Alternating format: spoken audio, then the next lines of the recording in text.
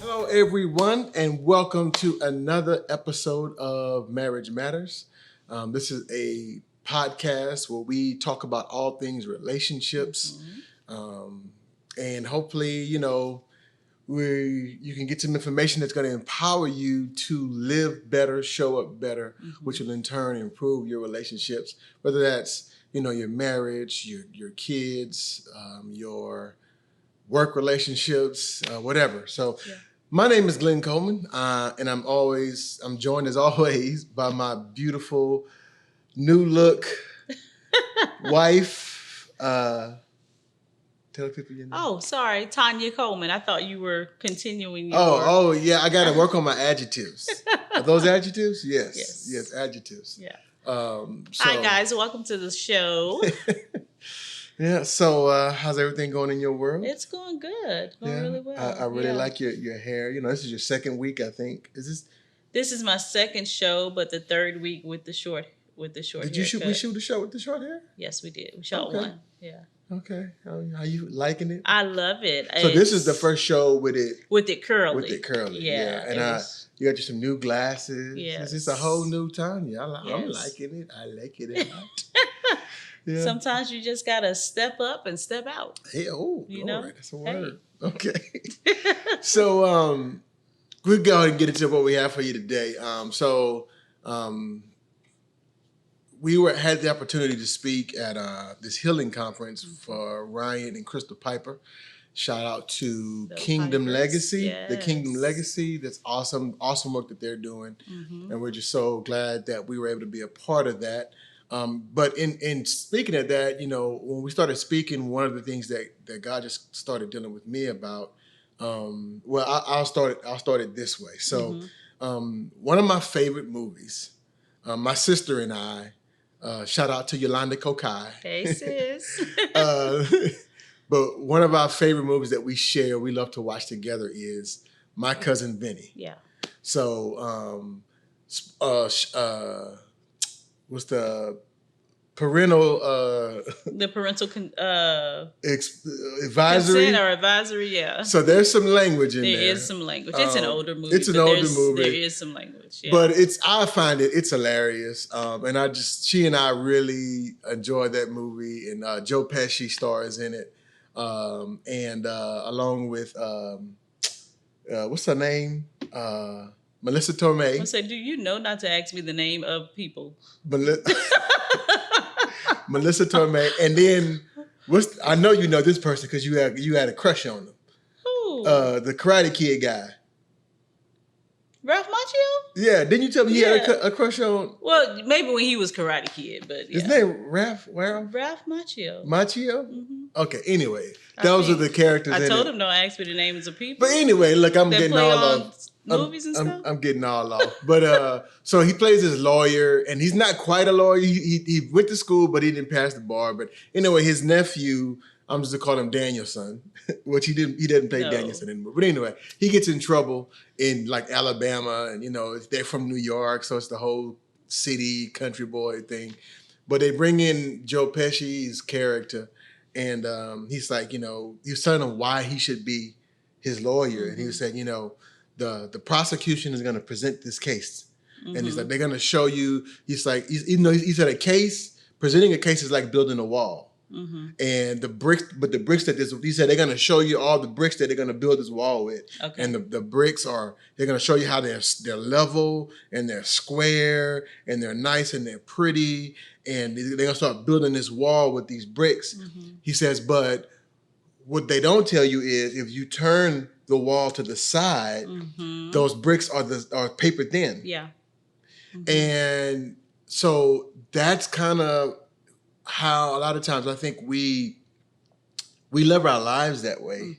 And that if you look at our lives from the front, everything looks in order, everything looks right, everything looks level, but there's no depth to it. If you turn it to the side, and when crisis happens, that's why a lot of times we crumble because there's no depth. Yeah, it looks like it's a sturdy wall, but there's no depth to it. Yeah, I think that's one of the challenges of our generation or this time in our lives, because we have so much capability of showing different parts of our lives to the literal world.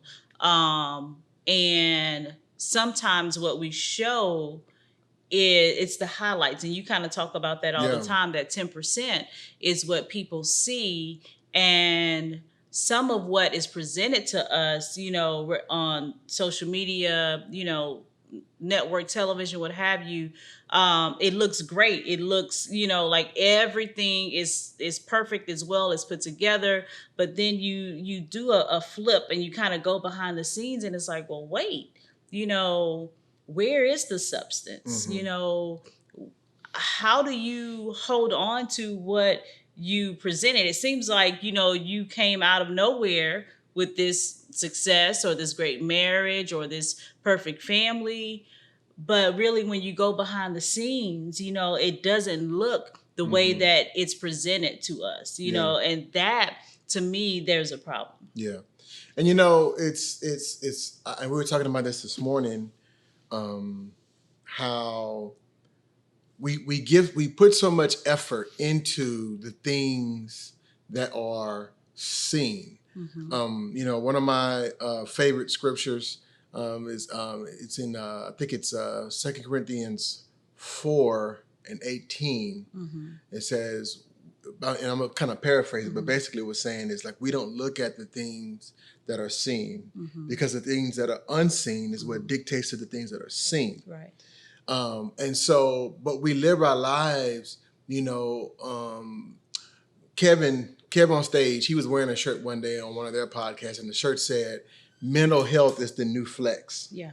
Yeah. And my point is that, we put so much time into the scene. And I know, like, losing weight, we're both on this weight loss journey, and trying to get our bodies in shape. And I'm not saying that that's easy. That's hard for a lot of people, but we put so much effort into the scene. It's like we concentrate on what people can see, because you can brag on that. You can Instagram, you can put up, you can post on Instagram a before and an after picture. You can show your fabulous vacation on Instagram. You can show the new car, the new house, the new outfit. You can show all those things on Instagram. And I'm not saying that those things are wrong to do that. I mean, I too like, those things. But the thing about when it comes to mental and emotional health, there's no flex for that. Right. There's no way for you to post and say, there's no bragging rights. There's no bragging rights. But the thing is the way those show up, they may not show up on Instagram or TikTok or whatever, but they show up in your relationships. That's right. Your mental health and your emotional health, they show up in your relationships. And if to be honest about it, even with a lot of times with the weight struggle or the fitness struggle or the health struggle, all of those things are connected to mental and emotional health. Absolutely. When working on, and I'll just use myself as an example, when working on weight loss, the challenge for me has always been that you tell me that I can't have something, right? And so now I feel deprived and I feel restricted. Yeah. Well, if my goal is weight loss, then I'll do that, and I can do that for so long and I will see the weight loss, right? But because I still feel deprived and restricted, then I go back to my old ways, right? But when my mindset changed, that it's not about the weight loss, it's not about even how I look, but it's about how I feel, it's about having long life and health, then my mindset, my mental state about it changes. And so now I realize I don't have to deprive myself of anything, right? But what I do need to do is to make better choices, better decisions. I need to make sure that, okay, I'm not eating or baking something every day 2 and 3 times a week, that is something that happens ever so often, in my life. And it's not that I can never have it, right? But I have to, because I changed my mind about it, my heart changed about it. And so then my behaviors change, right? And so I'm not necessarily looking for, the pounds to drop on the scale. I feel better. Yeah. I feel better about myself from the inside out. Right. And so that's that work and that healing that we have to do, not only with weight loss, but with our emotions. Yeah. So, so let's kind of talk about that. We have a workout routine. We have a meal plan. We have a, you have a beauty routine. And I'm just now getting into the kind of whole, taking care of your skin. Yeah, your Tanya. Yeah, stuff. she bought me some, some stuff to put on my head, and Anyway, but we have those routines. We have the beauty routine.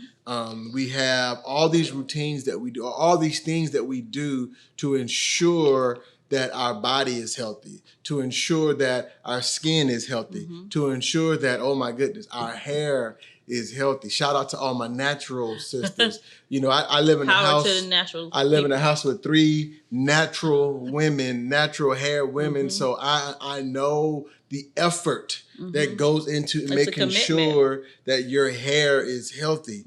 But my question to you, you got all those things, financial health. We're making sure that, all these things. My question to you though is, what are you doing to ensure that you have mental health, emotional health, mental well-being, emotional well-being, especially in what we're going through right now as a not just a country, but as a world, this global pandemic. What are you doing to make sure that mentally that you are okay, that emotionally you are okay? Because if your mental capacity, I don't know if I want to use the word capacity, but if your mental endurance and your emotional endurance, if that breaks down, all those other things cannot function without your ability to participate. Yeah. And when your mental capacity breaks down, then it's enabling you to be able to participate in those other things. It's preventing you. I'm sorry, enabling. I said enabling. Yeah. Preventing you from participating in those other things. And so that's why it's so important. And I think right now, as we've been going through this pandemic, like this thing has, when it first started, it first hit, it was just like, oh my God, what's going on? So we're all asked to retreat into our homes to, quarantine and social distance and, disinfect everything in your house. And you come home, you strip down, you wash those clothes, you take a shower, like this whole new procedure. And then so a little bit of the emergency, and I think people's minds lifted. But we're still being asked to stay disconnected, to not be with family members. Both of our moms are both single. They're older and they live alone, and so the best thing that we can do for their health is to keep away, but it's hard. It's hard for them not being connected. It's hard for us to not be able to go over on a Sunday or what have you. And so I think the world is experiencing this where we're being asked to stay away from one another for health's sake. But it's really causing a lot of emotional turmoil for people. And when we get in certain states, a lot of times we don't know what to do, how to handle it. And I think even before the pandemic, a lot of people were living in that space and didn't realize that, okay, I have a lot of things that I need to deal with. And so now we're still, and it's all of these things are coming up. Yeah, and that's pretty neat that you said that, because, we talked about this at the Healing Conference, that God created us for connection. Absolutely. God said it's not good that man should be alone. And he, in that moment, he was talking about Adam, but I think he was talking about mankind. And he built us to connect with him and with each other. Right. And so part of being emotionally healthy and mentally healthy is having good connections proper connections, healthy connections in your life. There's a thing we talk about, in life coaching or in mental health, in counseling. We call it attachment styles. And there's a lot of study that goes into kids, who are raised with where the parents were very standoffish. Yeah. And there was no connection with the person. Right. And then there's on the other end of that spectrum where there was some parents who over connected. Right. In other words, Right. they just, like we were talking about this morning with the girls, the helicopter, they're hovering all the time. And one of the things that really in one of our classes, we watched this video of this baby, and the mom sitting there in front of the baby, and the baby's Googling and gaga, and the mom's responding to the baby, and it's like, oh, and the baby's responding to the mom. But then the mom just went just totally no emotional, no, just kind of just staring at the baby. No response. And the baby, you could just see it. He was like, what's going on? Right. And eventually he just started crying because we are divinely created, built to connect. And when we don't connect with others, that there's a breakdown that happens. And there's another thing. I was watching this documentary on Netflix. I can't remember the name of it, but it was about this young man who was wrongly arrested and held in prison in New York. And he was kept in solitary confinement. I want to say something like 168 days straight. Wow. And the mental, it was just what it did to him mentally, because he didn't have any connection. Yeah. And he just couldn't, even when he got out of jail, he could not function. It's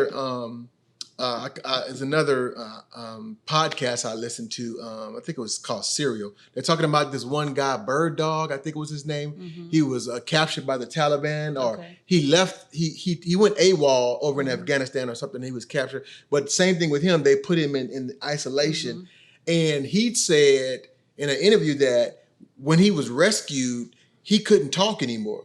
He had forgotten how to talk because he said there was no interaction. Right. He said, I had to write everything down. Wow. So my point in all of that, I know that was a long rant, but my point is part of your mental health is to make sure that you have proper connections and proper relationships, which I think kind of brings me to my next point is, it's very dangerous for you to be in these one-sided relationships, yes, whether absolutely. that's your marriage, whether that's your family members, even, just whoever. What do I mean by one-sided? I mean, you're always giving, giving. And no one's giving back to you. That's eventually you're gonna, and that's why you feel tired, you feel drained, and you may come to a place in your life where you just like, I just give up. I don't want to, we call it depression, right? And I know that's probably more your area to, I'm getting into, but it's fine. Correct me if I'm wrong, but that depression is the signal. Like we talked about, depression is the result. It's not. A lot of times we look at it the other way. It's like, well, she's not taking care of the kids, or whatever, because she's depressed. Well, no, it was because she wasn't taking care of herself, or he wasn't taking care of himself emotionally and mentally. And so now they've reached the state to where the body is saying, either you do something about this, or we're gonna make you do something about it. So, there are oftentimes, I think what you're describing is there are oftentimes where people, and like you said, this can happen in many different relationship types, where you have a person and they're giving into this relationship. And the other individual is taking, but they're not pouring back into. So what's happening is they are meeting the needs of this other person, right? So this other person is full as they want to be, but they're not getting anything back in return. Yeah. And so that is a signal that you're not getting anything back in return. And then if you bring it to this person's attention, your feelings are dismissed. Again, another signal, the connection is missing. It's kind of like when the internet messes up. There is just like things just start to spin, right? And so this person gets into a state where I don't know what else to do. And so I've done everything that I feel I can do, and then this suppression, depression begins to happen. And so they're not motivated to do any of the things that they've done before. Mm-hmm. Now you can kind of see them begin to neglect themselves in many different ways. The way they dress, or just taking care of themselves outwardly, even physically, what they're putting into their bodies. So that's what we kind of call those symptoms or signals of depression. They're unmotivated. They're sad, things that they used to do, they don't really do anymore. They don't find joy in things anymore. And so that emotional connection is not being made. And mm-hmm. I've given out everything that I feel that I can give, and I'm not getting anything back in return. What sometimes is not realized is that person who's doing all of the taking is also having connectivity issues. Mm. Right? Mm-hmm. Which is why they can easily just take and not pour anything back out. Mm-hmm. Because that's a part that is relational. We give and we take. We mm-hmm. give and we take. If we're not willing to give anything, then we're not really being relational, which means that I am now having some kind of connectivity issue. Yeah. You know what I mean? Yeah. If that makes sense. Does that make sense? Yeah, it makes perfect sense. So, whatever you're doing, our encouragement to you is just like you're taking all the time to make sure that you're staying physically fit, you're staying financially fit, mm-hmm. you're staying, you want to make sure that you're staying mentally and emotionally Absolutely. Fit. And so, one of the things for me, I was, and I still am. I'm really big on, I don't want to be selfish. Mm-hmm. I always want to be a giver, mm-hmm. but at the same time, you can get into a place to where, well, let me just say it this way.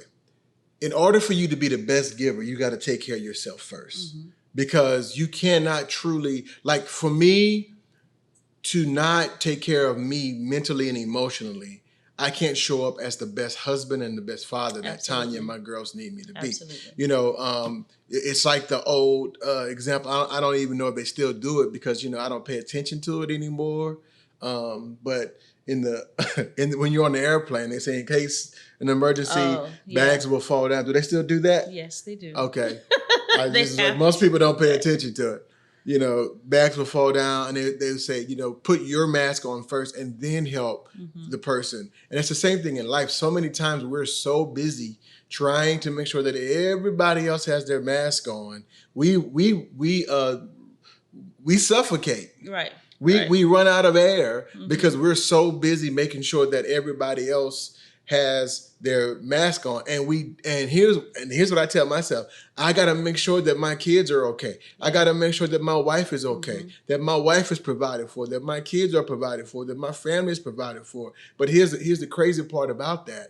If I don't take care of me and I die, then they're still not going to be provided for. Right. Or I go into depression, mm-hmm. or I lose it, mentally or whatever. They're still not going to be provided for. God forbid. That's what they say. God forbid. God forbid. So my point is, if you truly love your family, mm-hmm. then you're going to do what it takes to make sure that you are taking care of you. And I mean, you got to figure out, what does that look like for you? Yeah. What does that look like? So I know, like for me, for instance, one of the things that really kind of rejuvenates me is, some people call it soaking. You can call it whatever you want, but I just love to just listen to worship music, mm-hmm. and just just meditate and just think on God, conversate with God. Sometimes I include scripture in that. Sometimes it's just me talking to God. Sometimes it's just being quiet, you know, and sometimes even without the music, just being quiet and allowing and just really paying attention to my body, you know, and getting inside of myself and examining some things in me, you know, and so that's one thing. And the other thing is I enjoy just, you know, the time just by myself, you know. I love to watch movies. You know, I'll find something on Netflix and I'll just watch it. Now, you know, I wouldn't encourage you just to binge watch every day, all day. But, you know, I set a time to say, you know, today I'm just gonna watch, you know, 4 or 5 seasons of this. And I'm just gonna recharge. That's how I recharge my batteries. Yeah. You know, so you have to figure out what that is, what that looks like for you. And I want you to kind of share some things too. The other thing I was gonna say. The other thing is make sure that you're doing that for yourself. The other side of that is allow the people in your life to do that for themselves. Yes, absolutely. You know, so as Tanya's husband, I can't get upset when she's like, you know what, I'm gonna, you know, like I know, and I don't know, maybe this is not a mental break for you, but I know it's part of you connecting. You know, she and some of her friends, they have these girls' nights. Yeah, you know, we have mommy nights. yeah, and so they'll just go, and you know, so that means now it's not. I mean, the kid thing is not because you know the girls are grown, but when they were younger, that means then I'm here. I gotta make sure they get fed and get to bed on time, take a bath, whatever. But as her husband, I have to make sure or give her the space and the opportunity to make sure that she is taking care of herself mentally and emotionally, because she's gonna show up better in our relationship if I allow her to do that. Yeah. So like for me, that was definitely one of the things on my list are our, what we used to call mommy nights, girl nights, whatever, where I get together with my 2 closest, you know, female friends. You know, you're my best friend. But my two besties, where we get together and we just talk. Like, you know, we all have families. We all are career people. You know, all of us love the Lord and serving in capacities there. So our lives align and they match up, you know, a lot. And so we get together to recharge and to refuel one another, and you know, talk about life and how we're raising our kids, the things that we may be struggling with and things like that. And we're able to, as the Bible says, sharpen one another's iron, you know. So that is one way that I do refresh. You know, we may do that once a month or once every other month. It just really depends. Another way is that I have kind of a weekly ritual. Well, I soak, you know, in the tub. That's a different kind of soak. Yeah, a different kind of soak where it's like, okay, so this particular night, this was my last day, you know, talking to clients for the week. And so I'm just going to kind of wash off and wash away, soak away all of the things that I've taken in and spend some time. I may listen to a teaching, you know, someone teaching on YouTube or on my podcast apps. I may watch a video of someone teaching. I may have some classical soaking spa music or worship music playing, but it's like my time to light the candles and drink the tea and do all of the things to myself. And so that's one for myself that refresh me and rejuvenate me. And I try to keep that commitment at least once a week. And I think I probably missed this week because we're busy, but that happens too. You know, sometimes you can't keep up that ritual routine, but you just get back on it. And the other thing, and that I've started doing over the last month or so, is doing my morning walks. You know, I'm not, you know, an outdoor exercise person. I will do it from time to time, but it's not my favorite thing. And so I found something that I can do, a 30-minute, 40-minute workout in the house in the morning time. I get up, I have my time, I do it, and I get ready for my day. And so that energizes me, that restores me, that refreshes me. And my family gives me the time and the liberty to do that, you know, to restore, rejuvenate myself. And I also like to, I don't do it as much now because of COVID, but just going to the stores by myself. You know, grocery shopping was therapeutic for me. Which I do not understand. But I mean, that's her therapy. Yeah, and so there are certain stores that if I go in because I have to, and it's not therapeutic at all, but there are certain stores that I will drive 20, 30 minutes away, an hour away if I have a good day. And shout out to Whole Foods. And it's a therapeutic thing for me, and I enjoy that time alone. And I don't, I like to shop for food and look at new things and ingredients and stuff like that. So you just got to find your thing. Yeah, and I'll mention two things that you said, and we'll wrap it up. But number one, the first thing you said is you schedule it. Yes. And that is something you have to do. You've got, because if you don't, it's not going to happen. I've taken a Stephen Covey time management class. And it went hand in hand with the 7 habits of highly successful people. And one of the 7 habits is sharpen the saw. Sharpen the saw. Yeah. And what that's talking about is you have to take time to do things that, again, that just kind of help you to rejuvenate. And he got that from, it was a quote from Abraham Lincoln, and I know I'm going to mess this up, but you'll get the concept. He said something like, if he was given 8 hours to cut down a tree, he would spend 6 hours sharpening his saw. Yeah. You know, because a sharp saw will slice through, it's going to save you time. So you've got to schedule it, because if you don't, you're going to find every reason, like I said, especially if you got kids, you got a job, and you're part of maybe an organization, you're volunteering at church or whatever, there's always going to be something, but you got to say, this time is blocked out, and I'm going to run me a hot bath, I'm going to light some candles, and I'm going to just soak in the tub, you know. And when I take my tub soaks, I'm being there like, Tanya, come in there, you okay? Make sure you hadn't slipped in there. I'm good, but I'm in there a good hour, yeah. you know. And like you said, I'm listening to a podcast or watching a movie or whatever.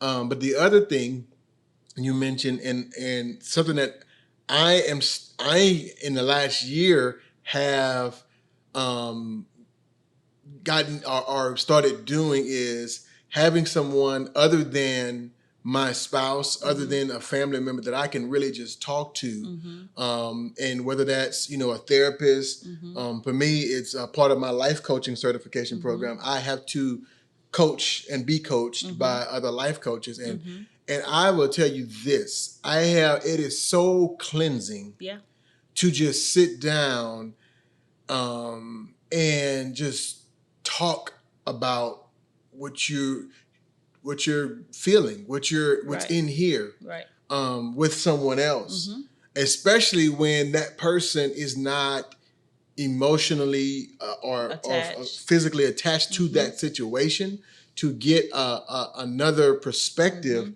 about what you're thinking and what you're going through. And I mean, by all means, you do that with the Father. Sure. But I think also God, again, it goes back to that. As a matter of fact, the Bible says this: confess your faults one to another so that you may be healed. And I think that scripture, and I hadn't really studied that out, but just, looking at it from that aspect, is a lot of times we're frustrated, you got a high blood pressure, all these things, we're gaining weight, stress makes you gain weight, because we're not taking time to just really talk to people about what's going on in our life. I believe, and I'm sorry, I cut you off. That's okay. I completely believe that God has placed the gifting of knowing, the gift to hear and to listen and to understand, to discern, in people. And sometimes those people will go through the process of becoming licensed professionals or certified professionals to do the work. you know, because there are some people that may not walk through the doors of our ministries, but they will show up in our office for a service that God, because I know that God has called me to be a therapist, a counselor. I know that. I know that you've been called to coach people. I know that without the shadow of a doubt. And that's because that's the heart of who we have been, but we didn't know what it was and what it looked like. And so I think we have to learn to recognize that this isn't just about the letters behind my name. Right. This isn't just about the number of degrees or the amount of training that I have. This is a calling because I am a helper. And the Bible talks about counselors, and the Bible talks about helpers. And so that's the space that what you're talking about fits in. But oftentimes in church, in the world, in African American communities, we don't know what that is. So we don't have a respect for it. We don't understand it. And sometimes culturally, you know, it could be like, you know, we don't talk about our problems to other people. Absolutely, yes. You know, you don't do that. Absolutely, you know, you keep that. That's what goes on in this house stays in this house, and don't tell those people all my business. Don't tell all those people. We've all had that conversation with our parents. But I've found so much. It's just like I said, it's just cleansing to just be able to do that, and it's like I said, it's most people don't have people in their lives that they can do that with. And it's just so we gave you several different things, but find what works for you. Absolutely. You know, find out what's that therapeutic.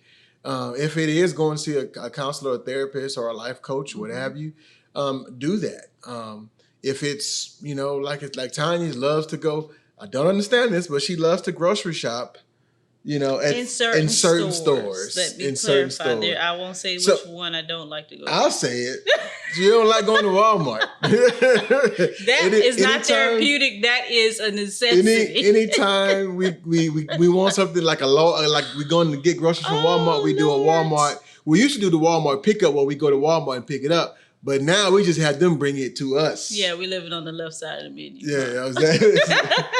But whatever that is for you, if it's, you know, going to a shooting range. I know people who like going to shoot guns. That's, you know, it's here in Louisiana. You know, we all about our guns. They go to the shooting range. Boom, they shoot. If it's going to play golf, if it's playing tennis, if it's playing basketball, if it's just walking around the neighborhood. Going out listening to live music, If it's, you know, I noticed something this morning, you know, I got up this morning and did the yard work where I don't like I like the process.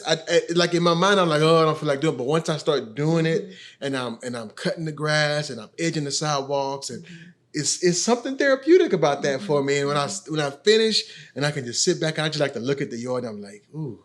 Looks like he went to the barbershop, you know, and got it. But anyway, so find out what it is for you that just kind of refuels you.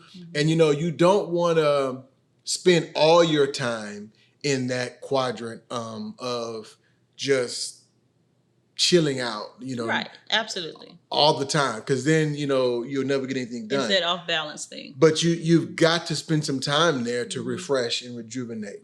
And then once you do that, you can come back and just, like E.T. Eric Thomas would say, kill the game. Yeah. You can come back and kill the game. Yeah. So mental health is a flex. Emotional health is the new flex. Definitely. We'll say that. Mental health, emotional health is the new flex. The new flex. And I'm telling you, if you do the work in those areas, it'll start showing up. It'll make everything else a lot easier. Yeah. It's so much easier to show up as a great husband when you are emotionally healthy and mentally healthy. Absolutely. It's so much easier to show up as a great parent when you're emotional and mentally healthy. So absolutely.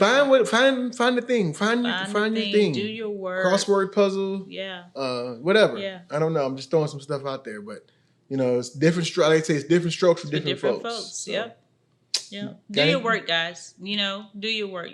You're worth it. Your marriage is worth it. Your children are worth it. Do your work. You will change your life. You will change generations to come when Yeah. you do your work. Okay. Well, this is Glenn and Tanya Coleman reminding you that Your marriage matters. We'll see you next week. Bye-bye.